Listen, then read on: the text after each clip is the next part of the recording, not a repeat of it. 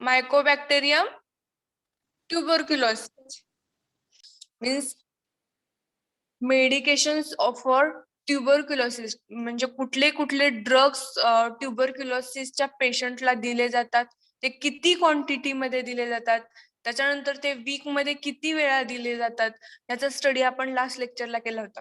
I repeat again, medications for tuberculosis. तुम्हाला 2 marks साठी question विचारला जाऊ शकतो. Which medication is preferred for tuberculosis? कुठलं मेडिकेशन्स ट्युबरक्युलोसिस झालेल्या पेशंटला प्रेफर्ड केलं जातं किंवा दिलं जातं. इन दॅट फर्स्ट ड्रग काय तर isoniazid 600 mg thrice in a week. Isoniazid आहे ते किती दिलं जातं? वीक मध्ये 3 टाइम दिलं जातं आणि त्याची क्वांटिटी किती आहे? 600 mg एवढी त्याची क्वांटिटी आहे. आणि ते कुठल्या फॉर्म मध्ये किंवा कुठल्या डोसेज फॉर्म मध्ये तो ड्रग दिला जातो तर 2 pills in a combi packs. म्हणजे त्याच्या पिल्स प्रिपेअर्ड करून तो जो ड्रग आहे तो ड्रग काय केला जातो, 2 पिल्स दिल्या जातात वीक मध्ये. किंवा जो ड्रग दिला जातो त्या ज्या पिल्स आहेत त्या वीक मध्ये किती ऍट वन टाइम किती 2 पिल्स कॉम्बी पॅक मध्ये त्या आयसोनियाझाइडच्या पिल्स त्या पर्सनला दिल्या जातात. देन सेकंड ड्रग कुठला आहे? रिफाम्पिसिन. रिफाम्पिसिनचं जो ड्रग आहे त्याचं मेडिकेशन किंवा त्याचा डोस जो आहे तो किती दिला जातो? 450 mg. It is also given thrice in a weak. 8 दिवसात किती वेळा दिला जातो किंवा वीक मध्ये तो थ्राइस इन अ टाइम दिला जातो. देन त्याचं जे डोसेज आहे किंवा त्याच्या ज्या पिल्स आहेत त्या किती दिल्या जातात? 1 पिल इन अ कॉम्बी पॅक. एकच पिल काय दिली जाते? कॉम्बिनेशन पॅक मध्ये ती पिल दिली जाते. देन नेक्स्ट ड्रग आहे पायरिझिनामाइड. पायरिझिनामाइड किती क्वांटिटी मध्ये दिला जातो तर 1500 mg thrice in a week. किती दिले जातो? 1500 mg thrice in a week. आणि त्याच्या किती पिल्स दिल्या जातात? 2 pills in a combi pack. त्याच्या 2 पिल्स दिल्या जातात कॉम्बिनेशन पॅक मध्ये. Then next one is a ethambutol. Ethambutol किती क्वांटिटी मध्ये दिला जातो? 1200 mg thrice in a week. 2 pills in a combi pack. आणि ज्या इथाम्ब्युटाल आहे तो पण किती दिला जातो? इन अ वीक 3 टाइम्स दिला जातो आणि त्याच्या पण 2 पिल्स दिल्या जातात कॉम्बिनेशन पॅक मध्ये. Then phase and duration of a tuberculosis treatment. जी ट्युबरक्युलोसिस ज्या पर्सन मध्ये ट्युबरक्युलोसिस ऑकर झालेला आहे त्या पर्सन मध्ये किंवा त्या पर्सनला जी ट्रीटमेंट दिली जाते ती ट्रीटमेंट कशा पद्धतीने दिली जाते, त्या ट्रीटमेंटचा ड्युरेशन किती असतो आणि त्याच्या फेजेस कशा असतात. तर in that first one is a category 1. Category 1 मध्ये काय दिलेलं आहे? त्यांनी फॉर्म्युला दिलेला आहे कॅटेगरी 1 मध्ये. काय तर 2H3. H3 मीन्स कुठला आहे? H means आयसोनियाझाइड. 2 आयसोनियाझाइड, त्याच्यानंतर रिफाम्पिसिन, त्याच्यानंतर पायरिझिनामाइड अँड इथाम्ब्युटाल प्लस 4 आयसोनियाझाइड 3 रिफाम्पिसिन. हे काय आहेत तर कॅटेगरी फर्स्ट मधले ड्रग्ज आहेत. मीन्स ती जी फर्स्ट कॅटेगरी आहे किंवा ते जे ड्रग्ज आहेत ते ड्रग्ज प्लस त्याचा वीक डोस ड्युरेशन. मीन्स त्याचा जो डोस आहे तो 8 दिवसात किती वेळा दिला जातो? Duration 8 by 24 IP. IP means काय सांगितलेलं? IP चा long form Indian pharmacopoeia. These are the long form in a studies, madam. आपण जो सोशल फार्मसी मध्ये IP आणि CP चा लॉंग फॉर्म स्टडी केलेला आहे. What is the long form of IP? Initial phase.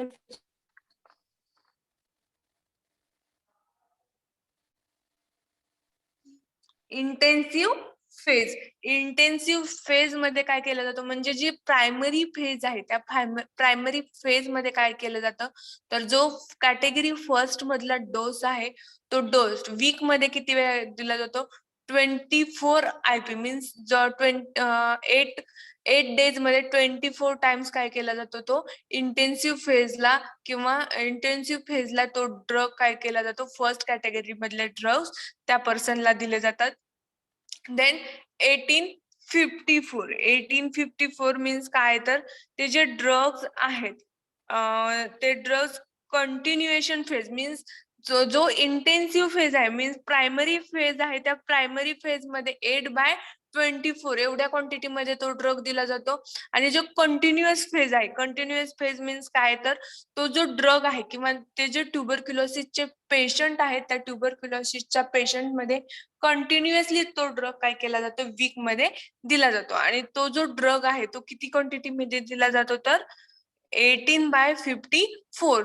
Total week dose is 26/78. म्हणजे first काय आहे, तर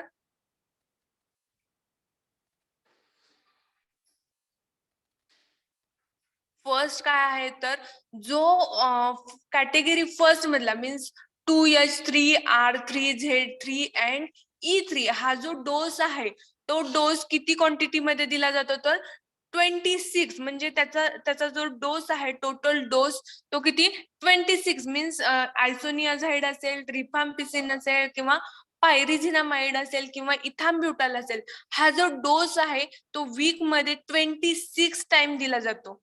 ओके. त्याच्यानंतर जो सेकंड डोस आहे मीन्स आयसोनियाझाइड असेल किंवा रिफाम्पिसिन असेल, त्याचा जो डोस आहे तो डोस वीक मध्ये 78 टाइम काय केला जातो, त्या पर्सनला दिला जातो. फर्स्ट काय आहे, तर इंटेन्सिव्ह फेज मीन्स काय आहे, तर 26 टाइम इंटेन्सिव्ह फेजला तो डोस दिला जातो. आणि जी कंटिन्युअस फेज आहे, त्या कंटिन्युअस फेजचे जे पर्सन्स आहेत किंवा पेशंट्स आहेत, त्यांना 78 टाइम तो डोस काय केला जातो, दिला जातो. देन कॅटेगरी सेकंड मध्ये वीक डोस ड्युरेशन. फर्स्ट काय आहे, तर duration of a week dose in that 12/36 means जो फर्स्ट डोस आहे, सेकंड डोस जो आहे त्याच्यामध्ये सेकंड कॅटेगरी मधले जे ड्रग्ज आहेत, त्या आयसोनियाझाइड असेल, रिफाम्पिसिन असेल, पायरिझिनामाइड असेल, त्याच्यानंतर इथॅम्ब्युटाल, त्याच्यानंतर जे स्ट्रिप्टोमायसिन आहे, हे जे ड्रग्ज आहेत ते किती क्वांटिटी मध्ये दिले जातात, फर्स्ट वीक मध्ये 12/36 इंटेन्सिव्ह फेजला. आणि जो कंटिन्युअस फेज आहे, त्या कंटिन्युअस फेजला किती दिले जातात, जे अदर ड्रग्ज आहेत ते 34/102 कंटिन्युअस फेजला. आणि टोटल वीक डोस किती आहेत त्याचे, 34/102.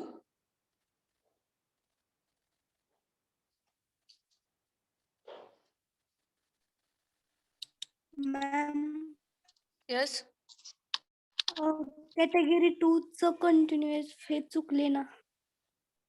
Yes madam, I understand.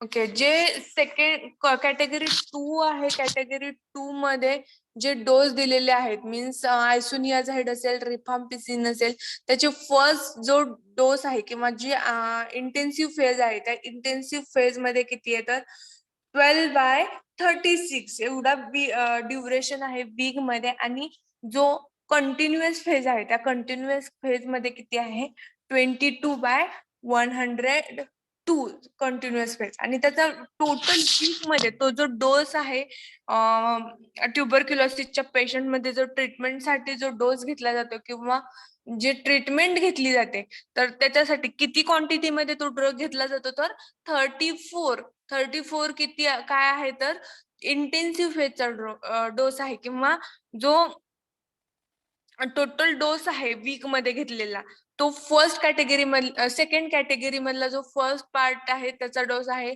आणि 102 हा किती क्वांटिटी मध्ये आहे, तर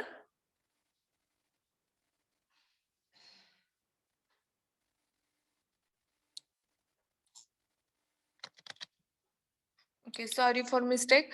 फर्स्ट काय, सेकंड कॅटेगरी मध्ये काय, week dose duration 12/36 that is intensive phase. आणि कंटिन्युअस फेज मध्ये 22/66. आणि टोटल डोस किती आहे, तर 34 + 102 एवढा काय आहे तर वीक मधला डोस आहे. देन कॅटेगरी थर्ड मध्ये काय आहे तर week duration, that is week मध्ये किती डोस त्या पर्सनला दिला जातो 8/24, दॅट इज इंटेन्सिव्ह फेजला किती दिला जातो 8/24. आणि जो कंटिन्युअस फेज आहे त्या कंटिन्युअस फेज मध्ये किती दिला जातो 18/54. आणि टोटल वीक मध्ये टोटली किती डोस त्या पर्सनला दिला जातो तर 26/78 क्वांटिटी मध्ये तो डोस वीक मध्ये त्या पर्सनला दिला जातो. Then next, Government of India started National Tuberculosis Program. इंडियाच्या गव्हर्नमेंटनं काय केलेलं आहे, नॅशनल ट्युबरक्युलोसिस प्रोग्राम स्टार्ट केलेला आहे, दॅट इज NTP इन 1962. त्या प्रोग्रामला काय म्हटलेलं आहे, नॅशनल ट्युबरक्युलोसिस प्रोग्राम. मीन्स काय तर NTP म्हटलं जातं. आणि तो कधी चालू केलेला आहे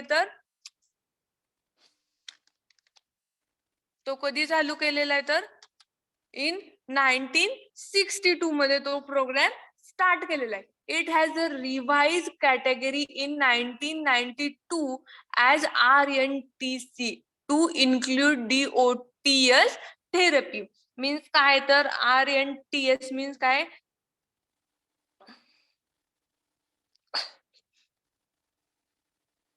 RNTS मीन्स काय तर जो ट्युबरक्युलोसिस रिलेटेड प्रोग्राम आहे किंवा जे कॅटेगरी वाईज ड्रग त्या पर्सनला प्रेफर्ड केले जातात त्याच्या थ्रू जी DOTS थेरपी त्या पर्सनला दिली जाते, डायरेक्टली ऑब्झर्व शॉर्ट थेरपी जी आहे, therapy to treatment to short therapy, ती जी ट्रीटमेंट आहे त्या ट्रीटमेंट मध्ये जे ड्रग्स त्यांनी इन्क्लूड केलेले आहेत किंवा जे ड्रग्स त्या पर्सनला दिले जातात ते जे ड्रग्स आहेत ते ड्रग्स डायरेक्टली ह्या कॅटेगरीमध्ये 1992 मध्ये रिसिव्ह केलेले आहेत.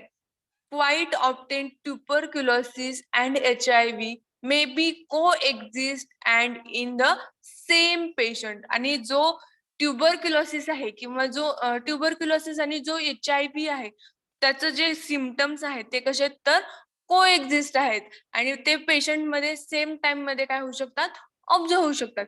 If DOTS therapy is not followed,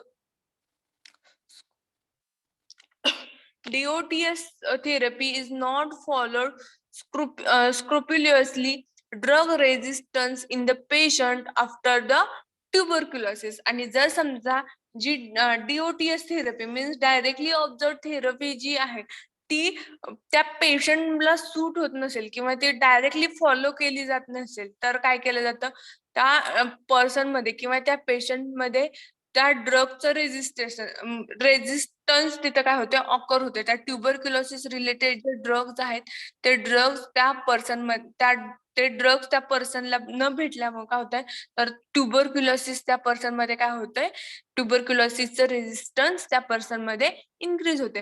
in such a case higher antibiotic with higher cost have been use. आणि ह्या केसेसमध्ये काय होतंय, जे DOTS थेरपी जी आहे डायरेक्टली ड्रगची जी थेरपी दिली जाते मीन्स आयसोनियाझाइड असेल त्याच्यानंतर इथाम्ब्युटल असेल, ह्या ड्रगची जी डायरेक्टली थेरपी दिली जाते तर त्या ड्रगच्या थेरपीला त्या पर्सननं जर इफेक्ट प्रोड्यूस केलं नाही त्या पर्सनच्या ट्युबरक्युलोसिस वरती किंवा त्या केस वरती, तर काय केलं जातं तर हाय लेवलला अँटीबायोटिकची ट्रीटमेंट त्या पर्सनला दिली जाते. आणि हाय लेवलला जर हायर अँटीबायोटिक त्या पर्सनला देण्यात आली तर काय होतंय तर त्या पर्सन हायर अँटीबायोटिकची कॉस्ट कशी आहे तर हायर आहे, त्याच्यामुळे त्यांच्या इनडायरेक्टली त्यांच्या इकॉनॉमिकल कंडिशन वरती पण काय करतंय ते अफेक्ट करते. Then all drugs under DOTS therapy are provided by Government of India free of charge to the patient. आणि जे DOTS थेरपी आहे किंवा जे हायर अँटीबायोटिक्स आहे ती जी थेरपी आहे ती इंडियाच्या गव्हर्नमेंटने काय केलेली आहे त्या पेशंटला फ्री ऑफ कॉस्ट दिलेली आहे. And patient harboring an organism resistance rifampicin and INH is termed as a multi-drug resistance, that is MDR. आणि ज्या पर्सन मध्ये हायर ऑर्गॅनिझम ऑकर झालेला आहे तर त्या पर्सनला कुठली ट्रीटमेंट दिली जाते तर रिफाम्पिसिन आणि INH ची ट्रीटमेंट त्या पर्सन मध्ये दिली जाते.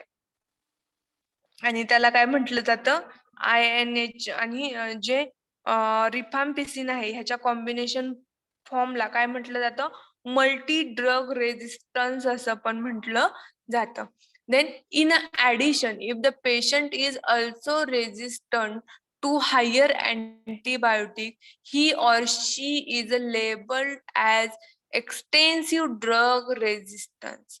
आणि जर समजा ते त्या पर्सन मध्ये किंवा त्या पर्सनला ऍडिशनल क्वांटिटी मध्ये तो जो ट्युबरक्युलोसिस आहे त्या ट्युबरक्युलोसिस साठी ऍडिशनल क्वांटिटी मध्ये हायर अँटीबायोटिक जर प्रेफर केले तर तो जो पर्सन आहे किंवा ती जी व्यक्ती आहे त्या व्यक्तीमध्ये ती व्यक्ती काय करते तर एक्सटेन्सिव्ह ड्रग रेजिस्टन्स मध्ये त्याला कन्वर्ट करते. Then recently case of a tuberculosis patient have been observed who are resistant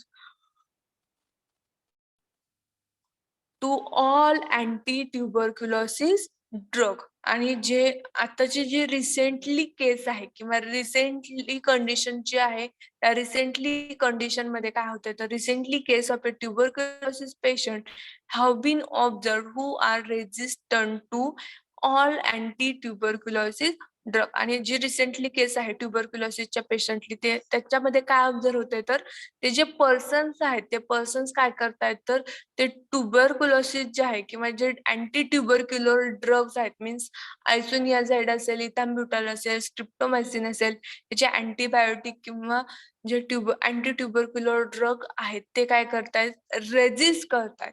these are term as a total drug resistance. आणि ह्याला काय म्हटलं जातं ते पर्सन काय करतायत तर ते अँटी ट्युबरक्युलोसिस ड्रग रेजिस्ट करतायत आणि त्या कंडिशनला काय म्हटलं जातं तर total drug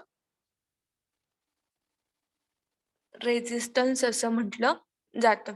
then appearance of TORS case is a serious hazard such as a organism is spread on a large scale. आणि जे ज्या पर्सन मध्ये किंवा ज्या एरियामध्ये ज्या पर्सन थ्रू तो total drug resistance higher level मध्ये कॉज होतोय किंवा त्याच्यामुळे काय होतंय टोटल ड्रग रेजिस्टन्स मुळे त्या पर्सन मध्ये हायर हजार्ड किंवा जे हार्मफुल इफेक्ट म्हणतो ते प्रोड्यूस होत आहेत त्या ऑर्गॅनिझम मध्ये. आणि तो जो डिसीज आहे ट्युबरक्युलोसिसचा तो लार्ज स्केलला स्प्रेड होतोय.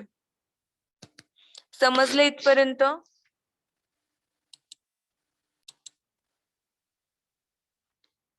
Then next Ebola. Next disease कुठला आहे Ebola. Positive agent of Ebola. इबोलाचा पॉझिटिव्ह एजंट काय आहे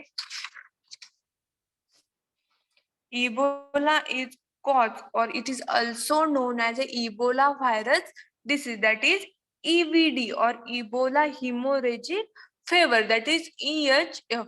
जो इबोला आहे त्या इबोला काय इबोलाला अनदर नेम काय आहे तर इबोला व्हायरस डिसीज असं म्हटलं जातं किंवा Ebola haemorrhagic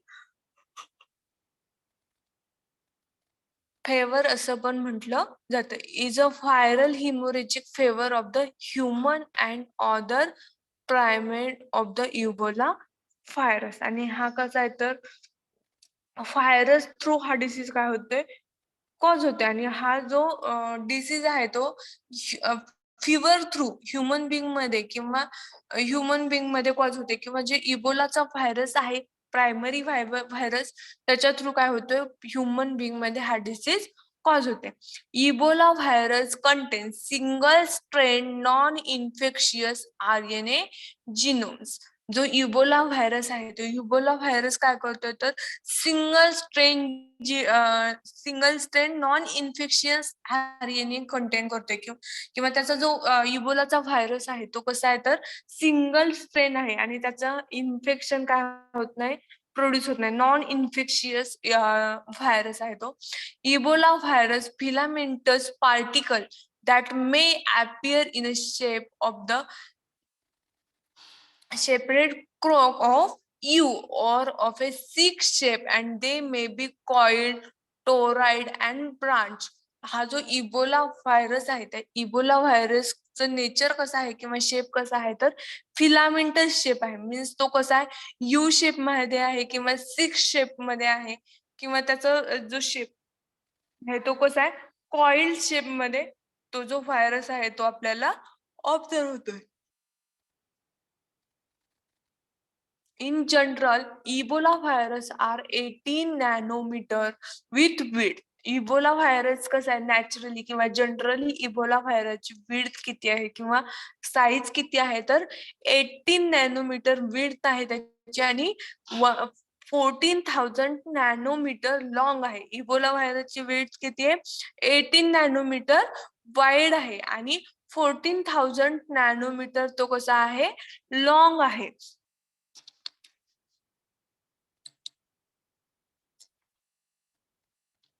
Then clinical features of Ebola virus.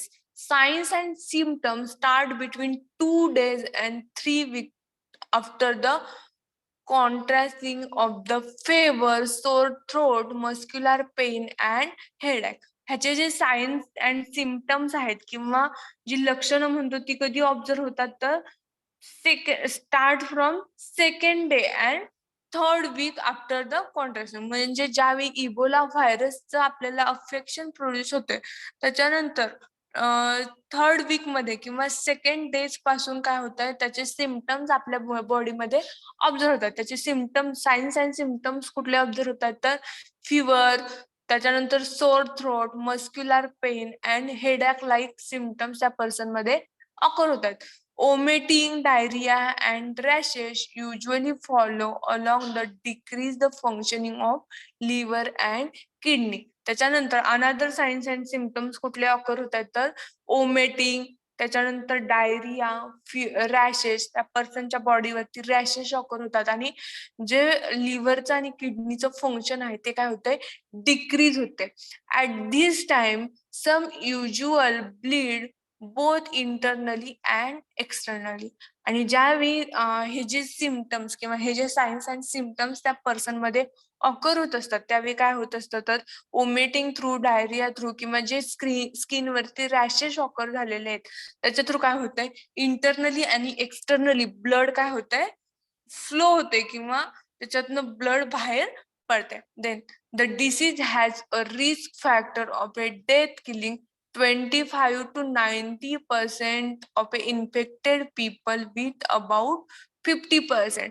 आणि ज्या पर्सन मध्ये इबोला व्हायरसचं अफेक्शन झालेलं आहे किंवा इबोला व्हायरसनं इन्फेक्शन प्रोड्यूस केलेलं आहे त्याच्यातले 25 to 90% जे आहेत म्हणजे जे 25 to 90% इबोला व्हायरसचं अफेक्शन झालेलं आहे किंवा इन्फेक्शन झालेलं आहे त्याच्यातले 50% काय होतात तर डेथ होतात due to the Ebola virus. त्याचा जर समजा रिस्की इफेक्ट प्रोड्यूस झाला किंवा जे इबोला व्हायरस आहे त्याचा रिस्की फॅक्टर कॉज झाला त्या पर्सनच्या बॉडीमध्ये तर 50% केसेस ज्या आहेत त्याच्यात काय होतात त्या पर्सनचं किल होते किंवा डेथ होते. This is often due to low blood pressure from the fluid loss and 6 to 16 days after symptom occur. आणि हे जे आहे इबोला व्हायरस ज्यावेळेस इन्फेक्शन प्रोड्यूस करतोय तर हे कशामुळे ऑकर होतंय तर लो ब्लड प्रेशर मध्ये काय होतंय इबोला व्हायरस अफेक्ट करतोय from the fluid loss.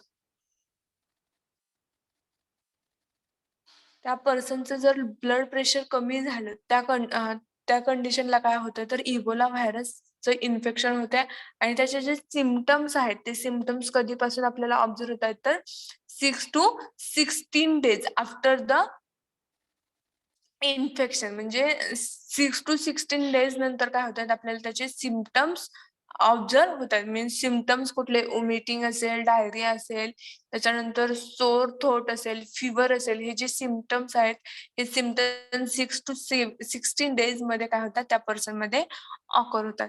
Then preventive measures and role of a pharmacist. म्हणजे जो इबोला व्हायरस आहे तो इबोला व्हायरस कशा वेनं किंवा कशा पद्धतीने फार्मसिस्ट थ्रू कंट्रोल केला जातो किंवा प्रिव्हेंट केला जातो. The virus spread through the direct contact with a body fluid such as a blood are believed to the normal carrier in a nature. आणि हा जो डिसीज आहे किंवा हा जो व्हायरस आहे तो कशा पद्धतीनं स्प्रेड होतोय तर ब्लड प्रेशर पर्सन मधलं ब्लड प्रेशर कमी होऊन त्याच्यात जे बॉडी फ्लुइड आहे त्या बॉडी फ्लुइडचं आणि ब्लडचं डायरेक्टली कॉन्टॅक्ट आल्यामुळे हा काय डिसीज काय होतोय स्प्रेड होतोय. Sample of A blood fluid and tissue from the infected people should be handled special caution. आणि ज्यावेळी त्या पर्सनचं बॉडी फ्लुइड असेल किंवा जे टिश्यू आहेत त्या टिश्यूला ज्यावेळी इबोला व्हायरसचं इन्फेक्शन कॉज झालेलं आहे त्यावेळी त्यानं काय केलं पाहिजे स्पेशल केअर किंवा स्पेशल जे कॉशन्स आहेत त्याच्या रिलेटेड त्या फॉलो केल्या पाहिजेत. Then prevention include limiting spread the lead of a disease from the infected animal to human by handling potential infected bush meat only while wearing protective clothes by thoroughly cooking bushmeat before the eating it. आणि जर आपल्याला हे prevent करायचं असेल Ebola व्हायरसचं spreading तर त्या कंडिशनला आपल्याला काय केलं पाहिजे किंवा फार्मासिस्ट त्या पर्सनला काय सजेस्ट केलं पाहिजे तर इबोला व्हायरस स्प्रेड होण्यापासून आपल्याला कंट्रोल करायचं असेल तर ज्यावेळी आपण कुकिंग करत आहोत तर त्यावेळी काय केलं पाहिजे आपण कुकिंग करताना प्रोटेक्टिव्ह क्लोथ्स काय केले पाहिजेत आपण विअर केले पाहिजेत. आणि आफ्टर कुकिंग काय केले पाहिजे ते कुकिंग केल्याच्या नंतर बिफोर इटिंग ते जे क्लोथ आहेत ते काय केले पाहिजेत रिमूव्ह केले पाहिजे जे प्रोटेक्टिव्ह क्लोथ्स आहेत ते. And it also include wearing proper protective clothing and washing hand with around the person with the disease. आणि ह्याच्यामध्ये अजून काय केलं पाहिजे प्रोटेक्टिव्ह क्लोथ जे आहेत ते क्लोथ्स यूज केले पाहिजेत किंवा विअर केले पाहिजेत. आणि हँड्स जे आहेत हँड्स काय केले पाहिजेत वॉश केले पाहिजेत to avoid the Ebola virus infection. Then supportive efforts also improve the outcome. These include either oral rehydration therapy or giving the intravenous fluid well as treating symptoms. आणि जर समजा इबोला व्हायरसचे इन्फेक्शन ऑकर झालं असेल तर त्या कंडिशनला काय केलं पाहिजे त्या पर्सनची जी कपॅसिटी आहे किंवा जे आउटकम आहेत ते इम्प्रूव्ह करण्यासाठी किंवा त्याची जी बॉडी आहे त्याला सपोर्ट करण्यासाठी काय केलं पाहिजे तर ओरल रिहायड्रेशन थेरपी मीन्स जे स्वीटन आणि साल्टी वॉटर आहे फॉर एक्झाम्पल लेमन वॉटर किंवा जे लेमन ज्यूस म्हणतो आपण ते आपण काय केलं पाहिजे ड्रिंक केलं पाहिजे. किंवा जे इंट्राव्हेनस फ्लुइड थेरपी आहे IV जे म्हणतो आपण सलाईन जे आहेत त्याची जी थेरपी आहे किंवा ते काय केलं पाहिजे इंट्राव्हेनस रूट थ्रू त्या पर्सनला दिले पाहिजेत. कशासाठी तर to treat the Ebola virus.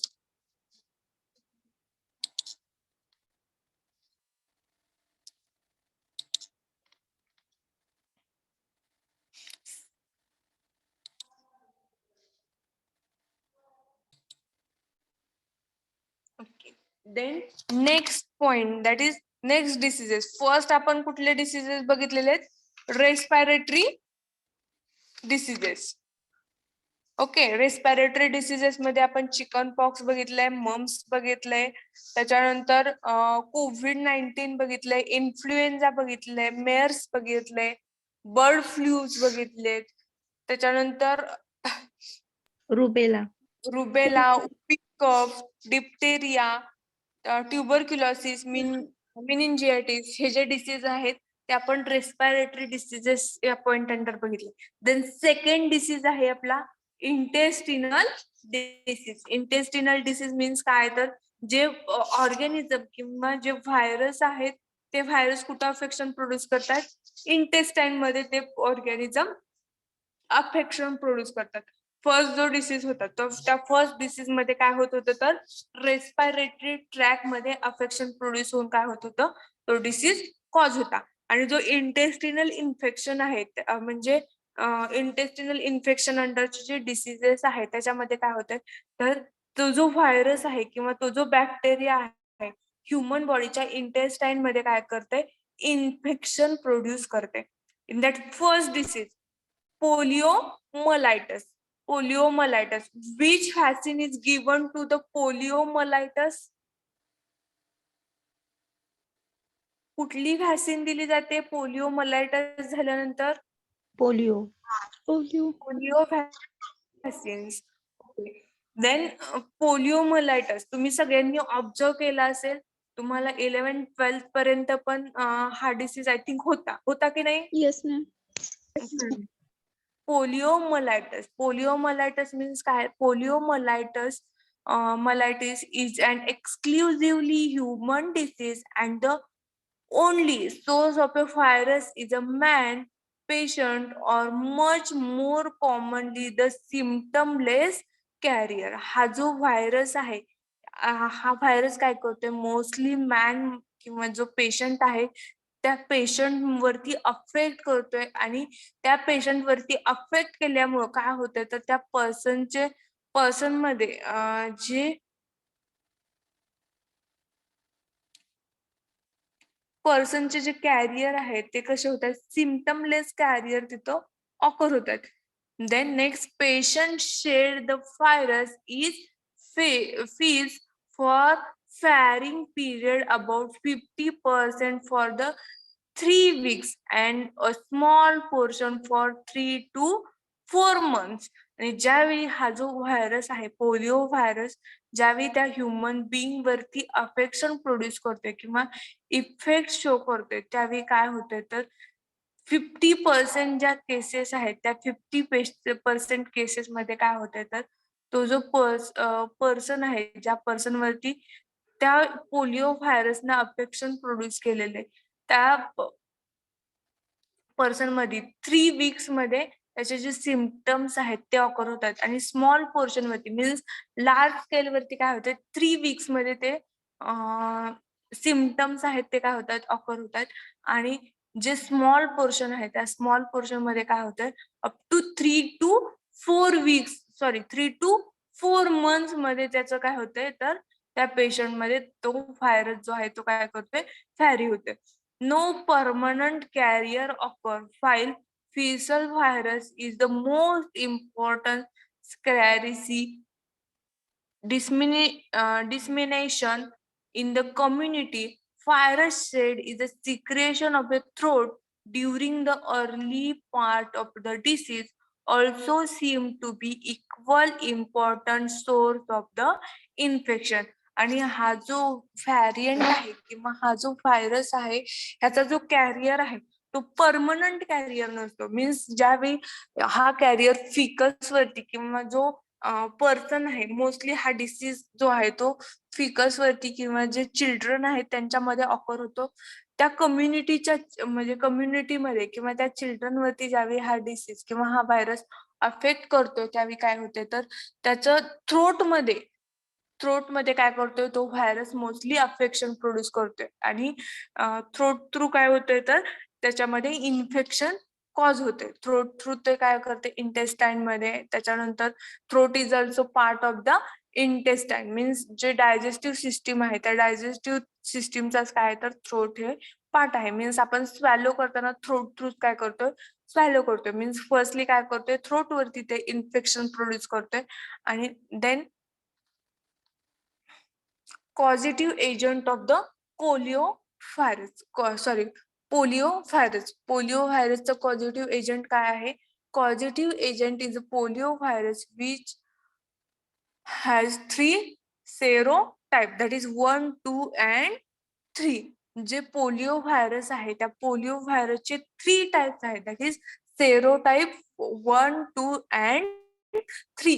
Then it can survive for the longer period in external environment. आणि हा जो पोलिओ व्हायरस आहे तो पोलिओ व्हायरस लॉंगर टाइम पर्यंत एन्व्हायरमेंट मध्ये पण काय होऊ शकतो, सर्वाइव्ह करू शकतो. Then it can live in a water for 4 months and feces for 6 months. आणि हा जो व्हायरस आहे तो व्हायरस वॉटर मध्ये 6 मंथ पर्यंत काय करू शकतो, सर्वाइव्ह करू शकतो किंवा लिव्ह करू शकतो. आणि जे फिसेस आहेत त्या फिसेस मध्ये अप टू 6 मंथ पर्यंत सर्वाइव्ह करू शकतो. This is a well adapted faecal oral route of a transmission. आणि हे कसं आहे तर ह्याचा हा जो व्हायरस आहे किंवा पोलिओ व्हायरस जो आहे तो फिसेस मध्ये ओरल रूट थ्रू काय होतोय, ट्रान्समिट होतोय. The virus is rapidly inactivated by the pasteurisation. म्हणजे हा जो व्हायरस आहे तो व्हायरस रॅपिडली इनॅक्टिव्ह होतो ज्यावेळी पाश्चुरायझेशन प्रोसेस होते. मीन्स पाश्चुरायझेशन मीन्स काय तर त्या सिस्टीमला किंवा ज्यावेळी आपण स्मॉल क्वांटिटीमध्ये हीट तिथं प्रोड्यूस करतोय, मीन्स माइल्ड हीट तिथं प्रोड्यूस करतोय. आणि हीट प्रोड्यूस करून काय करतोय, तो जो ऑर्गॅनिझम आहे किंवा व्हायरस आहे तो व्हायरस काय करतोय, किल करतोय. पाश्चुरायझेशन मीन्स काय तर हीट प्रोड्यूस करणे, गिव्ह द माइल्ड हीट. हिटिंगच्या किंवा टेम्परेचर मध्ये तो व्हायरस काय होतोय तर डेथ होते. Then clinical presentation of poliovirus, an acute illness of a childhood, is characterized by the fever, malaise, then headache, stiffness of a neck, back of a moderately increased cell, and proteins of the spinal fluid. हा जो disease आहे तो clinically कसा present केलेला आहे किंवा त्याचं presentation केलेलं कसं केलेलं आहे तर हा जो डिसीज आहे हा मोस्टली चाइल्ड मध्ये काय होतोय, ऑकर होते. आणि ज्यावेळी हा डिसीज चाइल्ड मध्ये ऑकर होते त्यावेळी काय होतंय तर त्या पर्सन मध्ये किंवा त्या चाइल्ड मध्ये फिवर, हेडॅक, त्याच्यानंतर स्टिफनेस इन अ नेक, त्याच्यानंतर जे स्पायनल कॉर्डचे किंवा जे स्पायनल फ्लुइड आहे त्या स्पायनल फ्लुइड मधलं काय होते, प्रोटीन आणि जे सेल्स आहेत त्याच्यामध्ये काय होते, इन्क्रीज होते. त्याच्यामुळे काय होते, हा डिसीज कॉज होते. Then paralysis of a voluntary muscles means काय होते तर ज्यावेळी त्या पर्सन मध्ये कंटिन्युअसली फिवर, हेडॅक, त्याच्यानंतर स्टिफनेस प्रोड्यूस होते बोन्स मध्ये किंवा मसल्स मध्ये, त्याच्यानंतर जे स्पायनल फ्लुइड आहे त्या स्पायनल फ्लुइड मध्ये काय होते तर इन्क्रीज होते.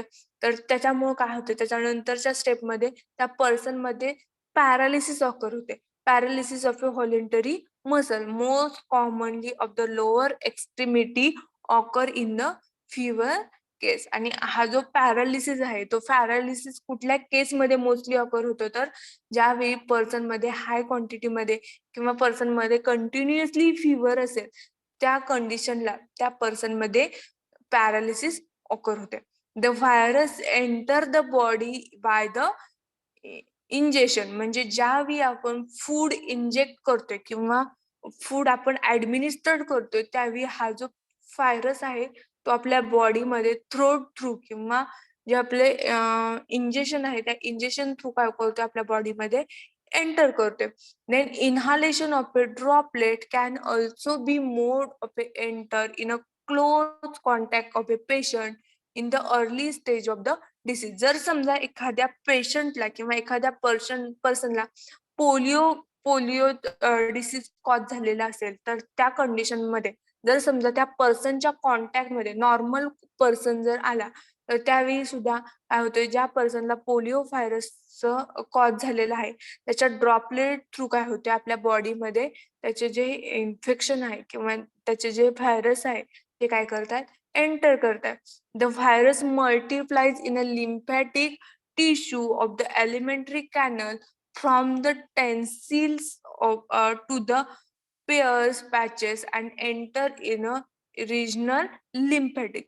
म्हणजे हा जो व्हायरस आहे तो व्हायरस काय करतोय, ज्यावेळी व्हायरस आपल्या इंजेक्शन थ्रू आपल्या बॉडीमध्ये इंटर करतोय त्यावेळी काय होतंय, त्या व्हायरस मल्टिप्लाय होते लिम्फॅटिक टिश्यू सोबत किंवा जे ॲलिमेंटरी कॅनल आहे त्या ॲलिमेंटरी कॅनल मधले जे लिम्फॅटिक टिश्यू आहेत त्यांच्यासोबत मल्टिप्लाय होतोय आणि त्याचे जे प्रायमरी पॅचेस आहेत किंवा पेयर्स पॅचेस आहेत ते काय होत आहे तिथं ऑकर होत आहे.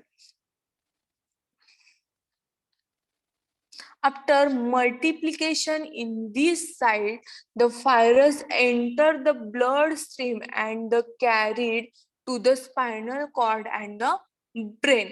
ज्यावेळी हा जो व्हायरस आहे तो व्हायरस काय मल्टिप्लाय होतोय की म्हणजे जो तो व्हायरस ॲलिमेंटरी कॅनल थ्रू आपल्या बॉडीमध्ये एंटर झाल्याच्या नंतर काय होते तिथं मल्टिप्लिकेशन होते आणि तो जो व्हायरस आहे तो व्हायरस काय करतोय ब्लड मध्ये किंवा जो ब्लड स्ट्रीम आहे त्याच्यामध्ये ट्रान्सफर होते किंवा एंटर करतोय मल्टिप्लिकेशन झाल्यानंतर आणि काय होतंय तर जे स्पायनल कॉर्ड आहेत किंवा ब्रेन आहेत त्याच्यामध्ये काय करतोय ब्लड थ्रू तो एंटर करतोय. The incubation period is on the average about 10 days but may range from 4 to 4 weeks. ह्याचा इन्क्युबेशन पिरियड किती आहे तर ऍव्हरेजली किती आहे 10 days एवढा त्याचा इन्क्युबेशन पिरियड आहे. बट मोस्टली हा इट इज रेंजिंग फ्रॉम किती 4 to 4 weeks म्हणजे ह्याचा अप टू 10 days पर्यंत ऍव्हरेज इन्क्युबेशन पिरियड आहे. बट ज्या पर्सन मध्ये ह्याचा पोलिओ हाय लेवलला जर ऑर्गनाइज झाला तर त्या कंडिशनला त्या पर्सन मध्ये 4 to 4 weeks पर्यंत पण त्याचा इन्क्युबेशन पिरियड असतो.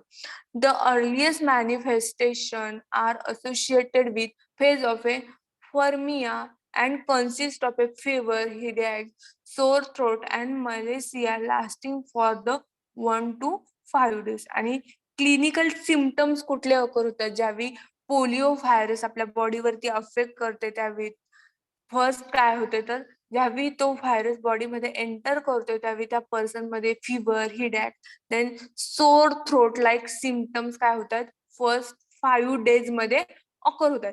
दिस is called as a minor illness आणि ह्याला काय म्हटलं जातं ज्यावेळी फर्स्टली सिम्पटम्स ऑकर होतात means fever headache sore throat असे सिम्पटम ज्यावेळी त्या पर्सन मध्ये ऑकर होतात त्याला काय म्हटलं जातं मायनर इलनेस असं पण म्हटलं जातं. After 3 to 4 days the fever appear again along the headache, stiff neck and other evidence of the meningitis. आणि त्याच्यानंतर फर्स्ट टू 5 days ला काय म्हटलं जातं मायनर इलनेस असं म्हटलं जातं. Then next 3 to 4 days after 3 to 4 days पर्यंत नंतर जर समजा त्या पर्सन मध्ये fever headache then stiff neck जर ऑकर झाली तर त्या कंडिशन मध्ये काय होतंय तर त्या पर्सन मध्ये मिनिंजियाटिसचे चान्सेस पण ऑकर होतात.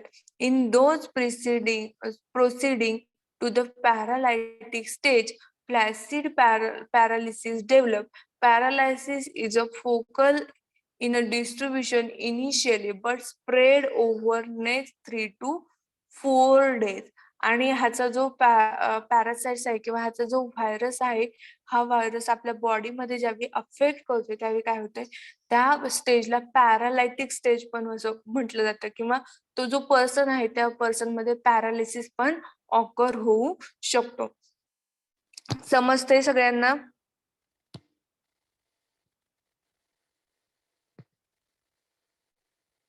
समजतं? Yes, काय ma'am. नाही. Then role of pharmacist in education and prevention. Polio जर प्रिव्हेंट करायचा असेल तर त्याच्यामध्ये फार्मासिस्टचा काय रोल आहे तर active immunisation against the polio virus infection can be produced by the use of one vaccine of the following. जर आपल्याला पोलिओ व्हायरसचं इन्फेक्शन प्रिव्हेंट करायचं असेल तर आपल्याला जी ऍक्टिव्ह इम्युनायझेशन आहे पोलिओ व्हायरसचं ते ऍक्टिव्ह इम्युनायझेशन काय केलं पाहिजे प्रोड्यूस केलं पाहिजे किंवा त्या पर्सनला प्रोव्हाइड केलं जाते पाहिजे. कुठले ऍक्टिव्ह इम्युनायझेशन आहेत that 2 types of active immunisation. त्याच्यातलं कुठलंही एक ऍक्टिव्ह इम्युनायझेशन आपण काय केलं पाहिजे घेतलं पाहिजे. First one is inactive Salk polio vaccine that is IPV. आपण सेकंड चॅप्टर मध्ये हे बघितलेलं आहे.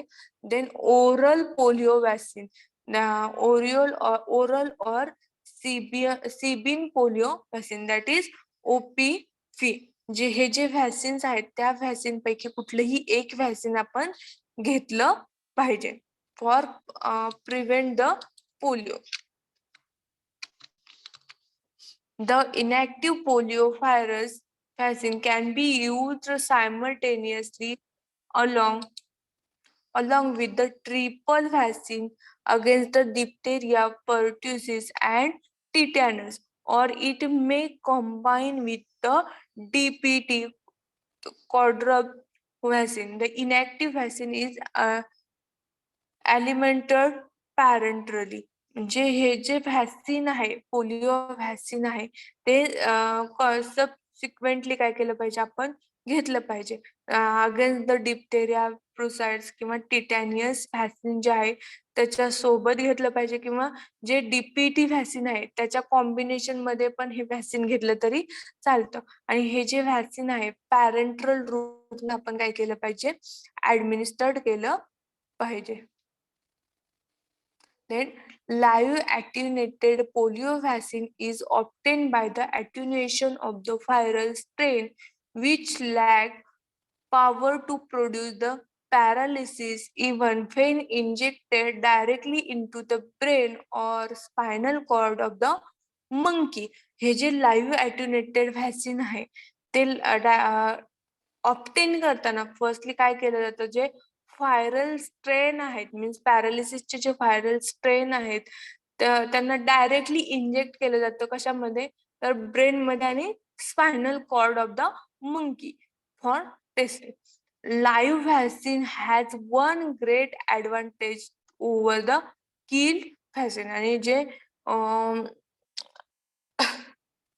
लाईव्ह व्हॅक्सिन आहे त्याच्या ऍडव्हान्टेजेस काय आहे, फर्स्ट ऍडव्हान्टेजेस तर टू किल द व्हॅक्सिन.